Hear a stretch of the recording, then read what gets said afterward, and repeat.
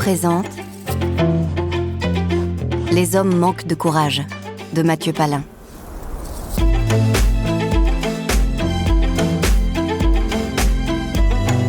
Lu par Claire Cahen.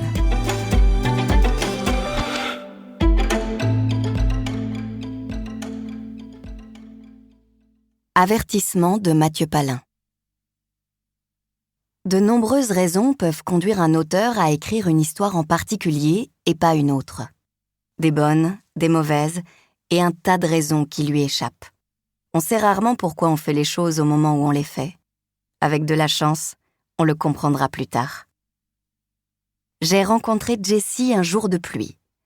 Elle m'attendait devant la grille d'un collège, emmitouflée dans une fausse fourrure. « Je suis prof de maths ici. Ça vous dérange pas si on boit un café un peu plus loin ? Le quartier est infesté de parents d'élèves. » Je ne la connaissais pas.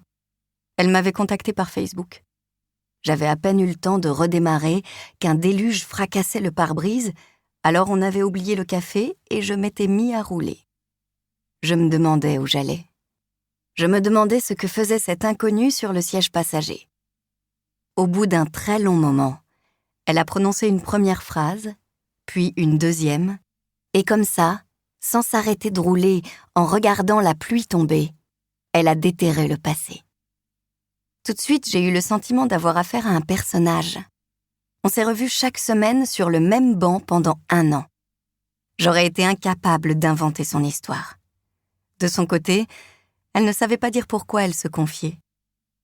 Peut-être que secrètement, j'espère que tu écriras ce livre pour que je dise à mes proches, voilà, si tu veux savoir d'où je viens, tu n'as qu'à lire ça. Les lieux, les prénoms et tous les détails qui permettraient de la reconnaître ont été modifiés. Je la remercie pour sa confiance. C'est une nuit qui remonte à la surface. Je l'enfouis sous des couches de souvenirs, mais elle remonte. Elle se fraye un chemin. Elle me surprend devant les élèves, en salle des profs, à table au milieu d'une phrase avec des amis, le soir en prenant ma douche, le matin au réveil, assise au bord du lit. C'était le week-end de Pâques, 2 ans avant l'été où tout a brûlé. Nous étions condamnés et nous le savions, mais nous parvenions à nous maintenir dans cette stupide insouciance. Chacun considérait ses problèmes plus graves et plus urgents que celui qui nous concernait tous, parce qu'elle était encore petite. J'avais fait l'effort de cacher des chocolats sur le balcon pour Nora, mais une chaleur inhabituelle s'était posée sur la ville et j'avais redouté qu'ils fondent avant qu'elle ne les trouve. Je suais abondamment.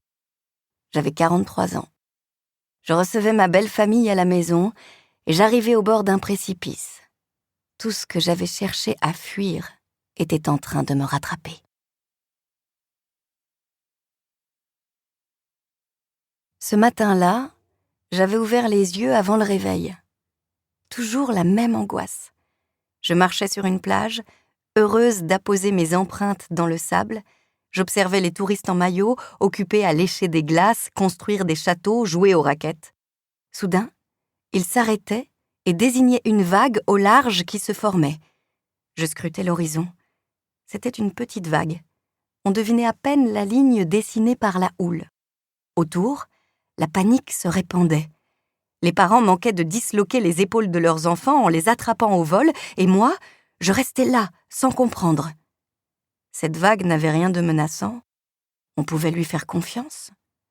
Pourtant, après un temps d'hésitation, elle se décidait à aspirer l'eau devant elle. Depuis la plage, on la voyait gonfler. Sa lèvre blanchie par l'écume se dressait sur la pointe des pieds. Je finissais par comprendre qu'elle allait me briser les os.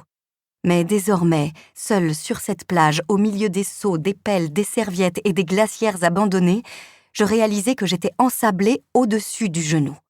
Je tirais sur mes cuisses, affolée. L'ombre du monstre s'allongeait sur le sable.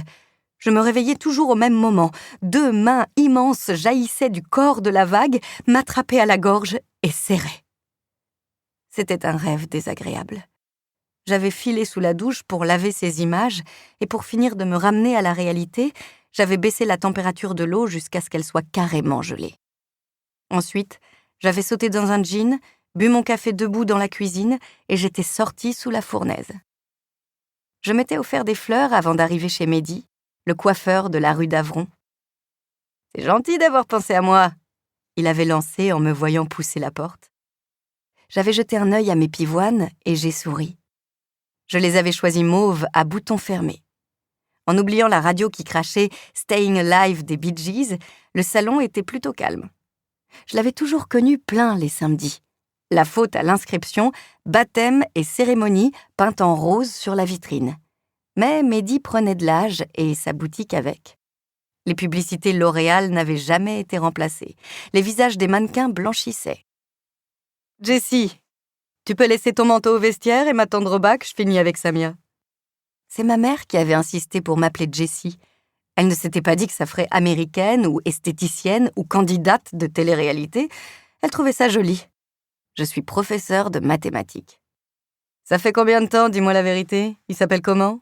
a demandé Mehdi. « Qui ça ?» Il a écarté les bras de façon théâtrale. « Qui ça ?» elle me dit. « Tu te moques de moi? Le coiffeur avec lequel tu me trompes. » Il m'a souri dans le miroir tout en massant mon crâne de ses doigts osseux. Je le trompais avec un tas de coiffeurs. Si je l'avais choisi ce matin-là, c'était uniquement parce que j'étais fauchée et qu'il était le dernier du quartier à rester sous les 50 €. Il s'est extasié sur le volume de mes cheveux et leur noirceur impeccable. Je lui ai répété que je n'y étais pour rien. J'avais hérité des cheveux de mon père, un vieil Italien à la peau tannée comme une selle de cheval. Papa s'était découvert un cheveu blanc à 45 ans. Il en avait 68 à présent et venait de rentrer chez lui, un village à flanc de falaise sur la côte amalfitaine. Atrani, ça s'appelle. Quand j'étais petite, ce n'était pas connu. On n'y croisait personne à part des vieillards qui attendaient la mort en regardant la mer.